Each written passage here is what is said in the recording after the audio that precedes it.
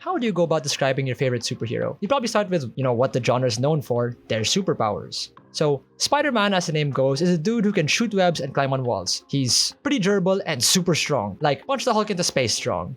And he's got a spidey sense that improves his perception and reaction time, so he can do cool things like catch stuff and aura farm his reaction time. But the thing is, in a world of like glowing swords and infinity gauntlets and future technology, dude that shoots white goo from his hands doesn't exactly seem like the coolest power. I personally think his power set is pretty interesting, but I'm almost sure it's not the reason why people love this character so much. Spider-Man is someone that people love because he's one of us. Peter Parker is legit just a dude. His runs usually have him somewhere between teenage to early adulthood, and he's a loser. He's a nerd and he gets bullied and he can barely hold on a job, but despite all that, he goes out and saves the city because he knows it's the right things to do. But his good nature wears him down. His seemingly unbreaking sense that he needs to be Spider-Man causes a rift between him and his loved ones. He sacrifices the person that he is, his time with the people that he loves, his personal relationships, his job, so that he can wear the mask and save people. Spider-Man is a good person and he believes in redemption. He believes in goodness in other people. So he tries his best to never ever take a life. He purposely holds back how strong he is so that he doesn't want to have the people that he fights and accidentally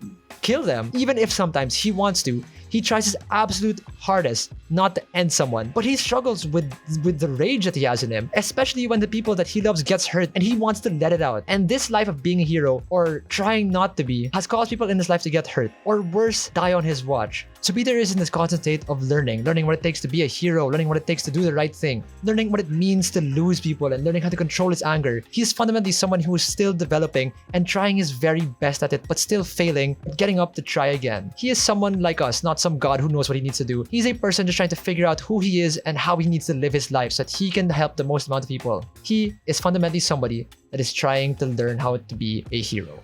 Wow, that explanation took a while and I wasn't even going through all the lore of it. So how the fuck do you expect to communicate all of that in a text box of a Magic the Gathering card, which caps out at like 70 words? That's not a lot. But I think that's the cool part of Magic. Part of the game's charm is the fact that you experience the story through the cards. From the art, the stats, and the abilities, you can make a conjecture about the lore, which can be clarified by looking at other cards or through the stories that Wizards releases. The cards are a sampling platter for the bigger picture. But what about the legendaries? A legendary permanent is a game piece that each player can only have one of on their board. From the design perspective, it allows you to create more powerful cards with more interesting ideas because they have a limitation built into them. So the in-lore reason for this is that these legendaries are named people or locations, so obviously only one of them can exist at a time. As such, in the lore of the game, legendary permanents are more important to the world or the story than your average card. So they carry the onus of telling us who this character is.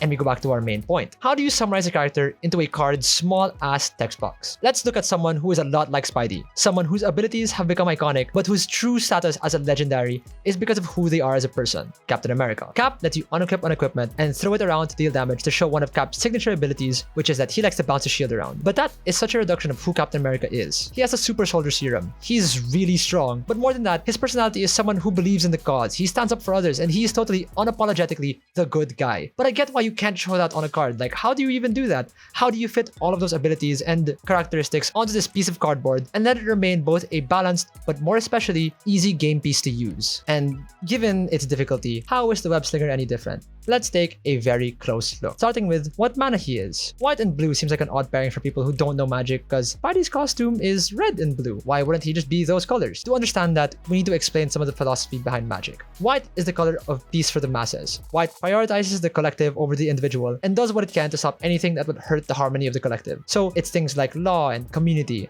That sounds like Spidey, right? Someone who sacrifices themselves to be a hero. Spidey has a very strong moral compass and abides by it even if it's at his own expense. While red, on the other hand, is the color of passion. People who are emotional, aggressive in their pursuits, and passionate about the things that they love. While there are times that Spidey is that, I don't think it's fundamentally who he is. So white makes more sense. Now, why blue? Blue is the color of discovery. People who are in constant search for answers to things. While in Magic you might commonly associate blue with powerful old wizards who have studied for centuries and learned powerful magics, I think blue is perfect for someone like Spidey because his arc is usually that he's looking for answers. He's this kid who knows what he has to do, but not how to do it. He is constantly lost and searching for why he should keep going and be the hero that he is. He's fundamentally somebody who is searching for things.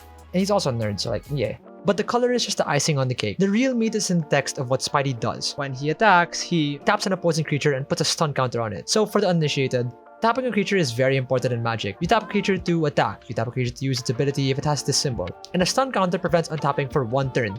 So basically, this is Spider-Man's classic webs that he uses to web up his opponents. So what do we have? We have one of Spidey's most iconic powers, and that's it. And I get why. It would be pretty difficult to fit all the other powers into this text box, but I like the concessions of not adding them, especially because of what the rest of the space is going to be used for. The next part of Spidey's ability is you may then remove up to 3 stun counters from any permanent on the board, then draw cards equal to the amount of stun counters removed. So the stack of cards that are undrawn in Magic is called the library. When you draw a card, in the lore, it's basically you as the player looking through your binder of spells for the next spell to cast. To stretch this a bit, you're basically gaining information. So let's put this into the context of what Spider-Man is doing. To remove stun counters, either to remove the webs he's been putting on someone, or since you can remove stun counters from friendly permanents, it's helping someone who's stuck in a sticky situation.